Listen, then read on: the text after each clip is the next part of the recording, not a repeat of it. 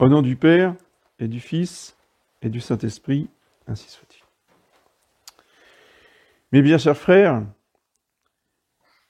l'octave du Sacré-Cœur de Jésus est là pour nous rappeler cette dévotion toute spéciale envers le cœur de notre Seigneur, qui est la source de son amour pour nous. Cette dévotion est apparue au moment où les cœurs des catholiques étaient, selon une image, si vous voulez, proche de la température du pôle Nord pour Dieu et pour Jésus-Christ. Une époque où le jansénisme était triomphant, une époque où, justement, les catholiques se croyaient, d'une part, un tout petit nombre, c'est-à-dire un nombre minuscule, et où ils présentaient Dieu comme étant purement justice, mais d'une justice pharisaïque, d'une justice purement matérielle, légale, alors que la justice de notre Seigneur n'est pas du tout celle-là. C'est tout l'esprit de l'Évangile qu'il faut retrouver, mais les hommes avaient perdu, justement, le cœur de l'Évangile. Et notre Seigneur est venu rappeler à Sainte Marguerite Marie quelle était sa justice, justement. En quoi elle consistait? C'est une justice de pardon et de miséricorde envers les pécheurs. Cet amour du Sacré-Cœur, pour chacun d'entre nous, est un amour miséricordieux. Qu'est-ce que veut dire le mot miséricorde? Il y a le mot misère, il y a le mot corde. Cordis, en latin, c'est le cœur. Cor cordis. La misère, c'est la misère. La misère, c'est plus que la pauvreté. C'est pas une misère matérielle, c'est une misère morale. C'est une misère physique, c'est une misère d'impuissance. C'est une misère de maladie. Et notre Seigneur, et on peut déjà commencer par le Verbe, le Fils, qui n'est pas encore notre Seigneur, qui n'est pas encore incarné, eh bien, s'est penché sur la misère des hommes. Et en a eu une très grande pitié. Il a voulu se faire semblable à nous, les miséreux, les estropiés, les malades, les lépreux. Et non seulement il a voulu se faire semblable à nous, mais il a voulu être en notre compagnie. Les délices du Fils de Dieu, c'est d'être parmi les hommes. Alors, dans un premier temps, comme nous l'avons lu dimanche dernier, dans l'Évangile, il appelle les enfants de la maison, il appelle les notables, il appelle les chefs, il appelle les gens bien, il appelle les nobles, il appelle les familles fidèles. Et qu'est-ce qui se passe? On a tous d'autres choses à faire. On a des occupations. On a des choses à vendre.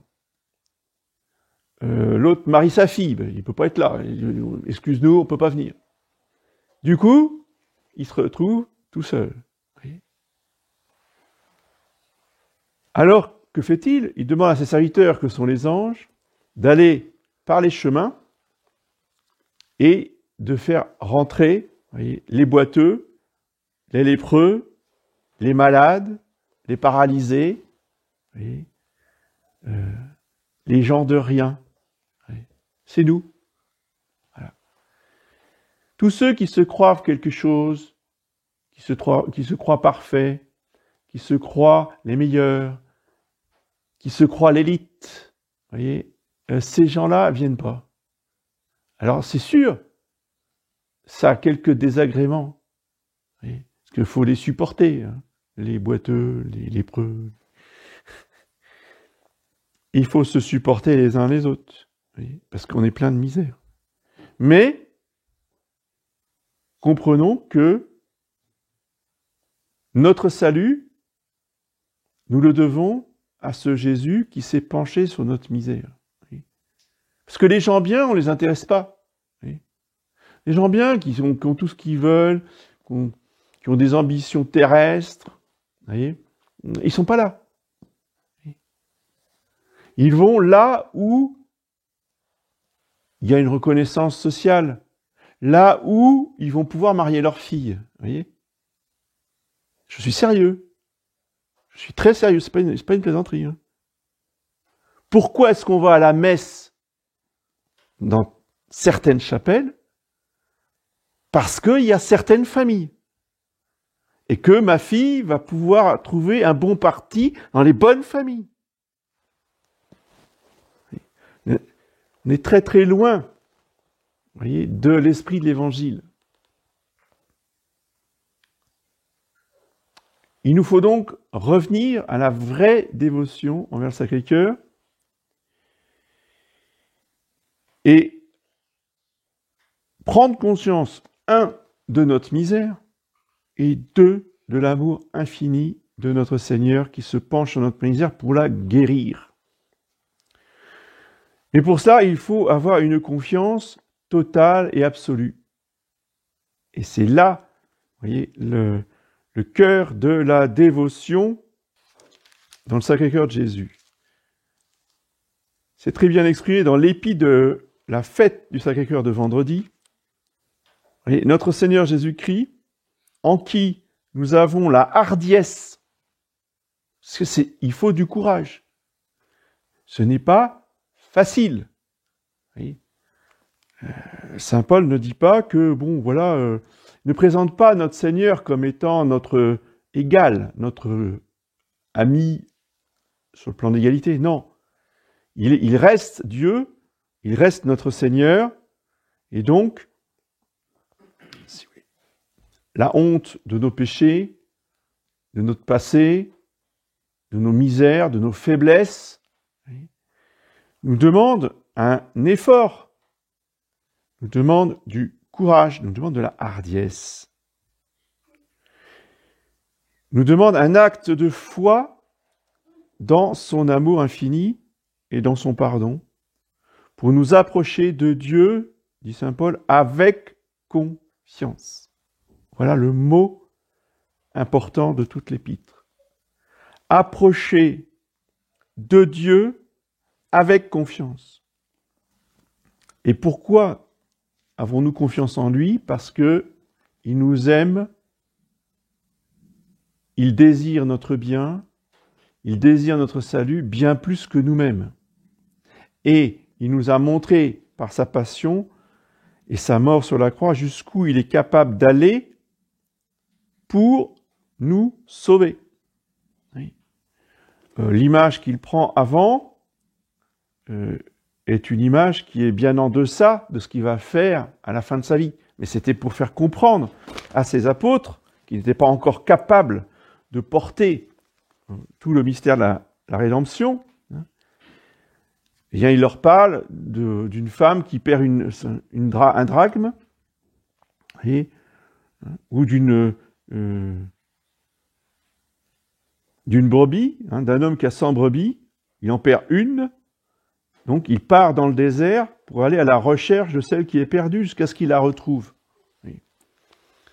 Et tout cela est bien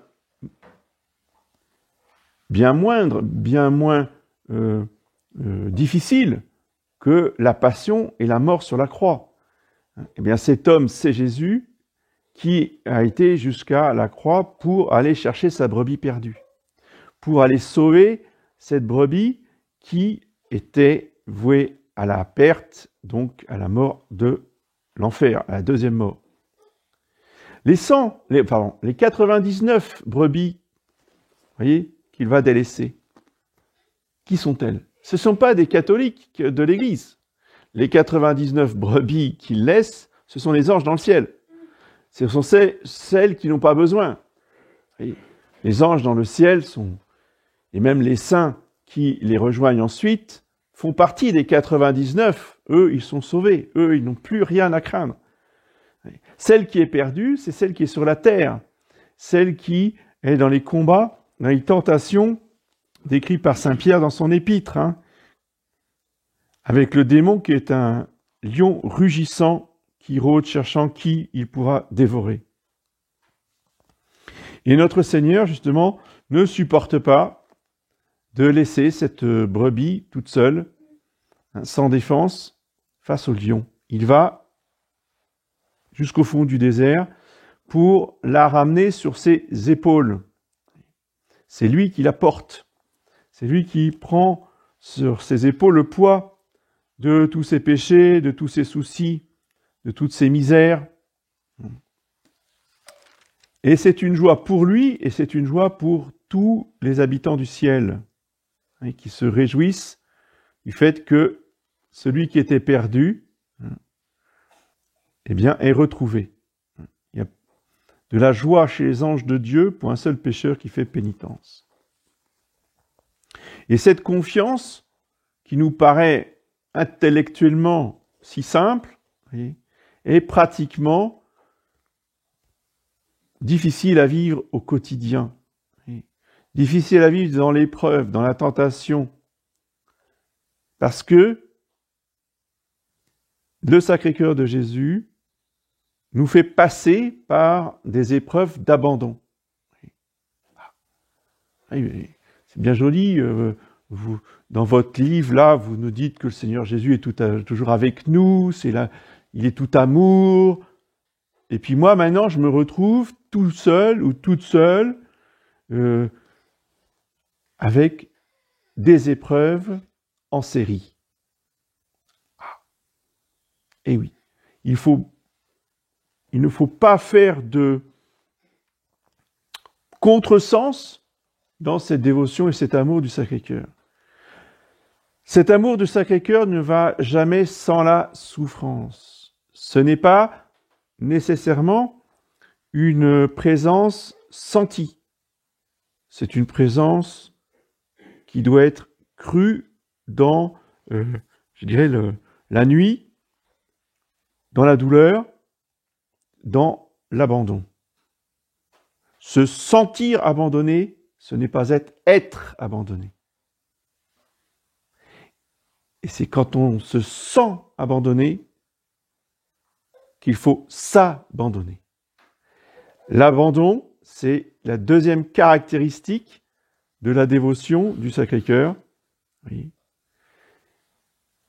En termes modernes, ils appellent ça du lâcher-prise. C'est la même chose. S'abandonner dans l'amour tout-puissant du Sacré-Cœur de Jésus qui gouverne notre vie, même si nous sommes dans l'épreuve. L'épreuve n'est jamais en dehors du contrôle du Sacré-Cœur. Et c'est pour ça qu'il faut lui abandonner nos vies, lui abandonner nos tentations, lui abandonner nos épreuves. C'est bien ce qui est marqué dans le graduel. Remets tes soucis au Seigneur, et lui-même te nourrira.